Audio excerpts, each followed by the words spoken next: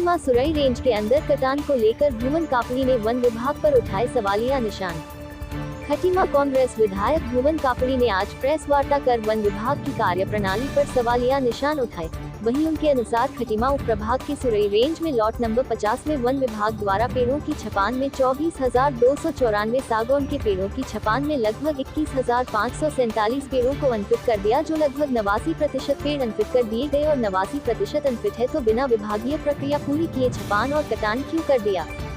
साथ ही अति शीघ्रता में वन विभाग द्वारा अनफिट पेड़ क्यों काट दिए गए। यदि पेड़ साउंड कैटेगरी के होते तो लकड़ी का घनत्व 70% निकलता और यदि पेड़ फिट होते तो पेड़ों का घनत्व 50% निकलता है। यदि पेड़ अनफिट है तो पेड़ों का घनत्व 30%।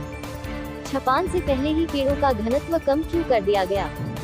राजस्व की हानि होना निश्चित है। ऐसे में वन विभाग के अधिकारियों और कर्मचारियों की मिली भगत और भ्रष्टाचार साफ दर्शाती है। कटान निष्पादन है जिसमें जड़ों को भी निकाल दिया जाएगा, जिस कारण उसमें इसकी जांच के सबूत भी नहीं मिलेंगे। इसके अलावा इसी रेंज में साल के पेड़ों का भी कटान होना है। इस संबंध में वन विभाग के कंजर्वेटर अधिकारी और कर्मचारियों को सस्पेंड और अटैक करते हैं और जब मामला उठे तो उसमें भी स्टे कर देते हैं। उत्तराखंड सरकार से निवेदन है कि जो दोषी अधिकारी या कर्मचारी हैं उनके खिलाफ सख्त से सख्त कार्रवाई की जाए।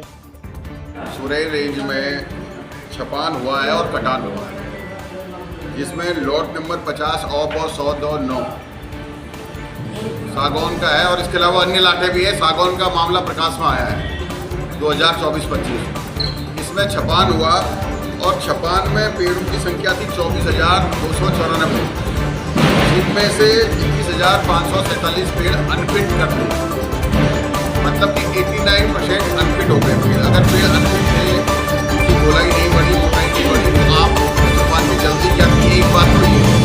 दूसरी बात ये है कि आप समझिए 89% अनफिट और कटान का नाम है निष्पादन, जड़ खुदान हो जाता है, जिसमें आगे जांच नहीं हो सकती। इसके बाद इसमें जो है 3 तरीके का, जो फॉरेस्ट की भाषा में है, 3 तरीके के पेड़ों के छपान की कैटेगरी है। पहली होती है जो है साउंड, जिसमें जो घनत्व है वो 70% निकलता है पेड़ का, लगभग 70%।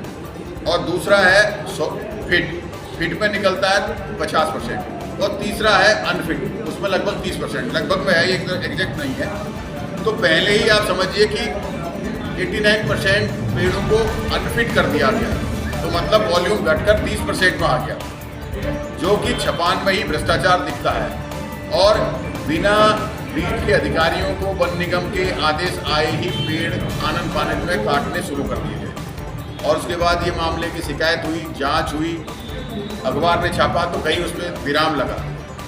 और जांच में जिन अधिकारी को दोषी पाया गया उसमें खाली लीपापोती कर दी गई। जो मुख्य आरोपी है उनके खिलाफ कार्रवाई नहीं हुई है।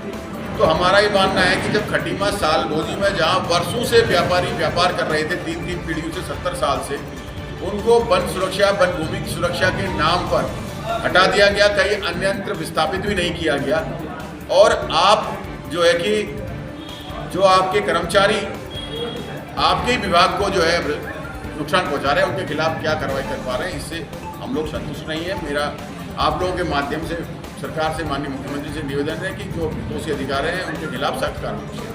बात करें इसमें जो मुख्य है, पहले फॉरेस्ट गार्ड, फिर एसडी, फिर रेंजर, फिर एसडीओ, फिर डीएफओ।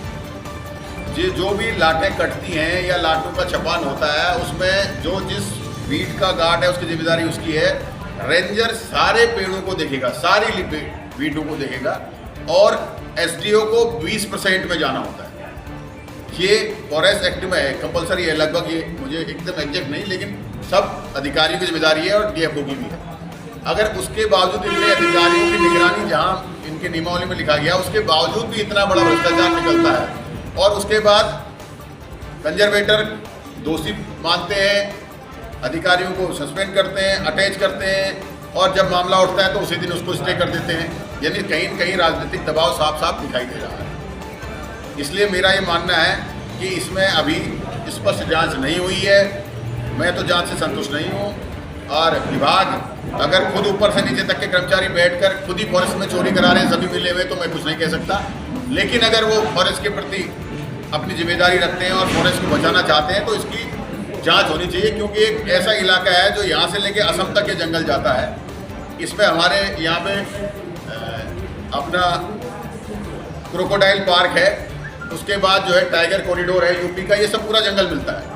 अब इतने सघन जंगल से लगा हुआ फिर यूपी है जहाँ इसको बेचने की तैयारी है। तो हम तो ये कहते हैं कि फॉरेस्ट विभाग पूरे उस बॉर्डर पे कैमरे लगाए जब तक कटान पूरे नहीं होते, या फिर ड्रोन से निगरानी कराए। और दूसरी बात, इसकी जांच हो कि इतने पेड़ अनफिट कैसे हुए, कि अब क्या वाकई सही है या गलत है, और गलत है तो क्यों किया गया। ठेकेदारों से और जो है वन विभाग के कर्मचारियों ने मिलकर भ्रष्टाचार को बढ़ावा देने का काम किया है, इसलिए हम तो कार्रवाई की मांग करते हैं। मैंने दूरभाष में बात करी है, माननीय कंजर्वेटर से भी करी है, मैंने डीएफओ से भी करी है, एसडीओ से भी करी है। अब आगे इसमें पत्राचार भी करेंगे। मैं माननीय मंत्री से भी मिलूंगा और माननीय मुख्यमंत्री से भी। अब आप ये समझिए कि जब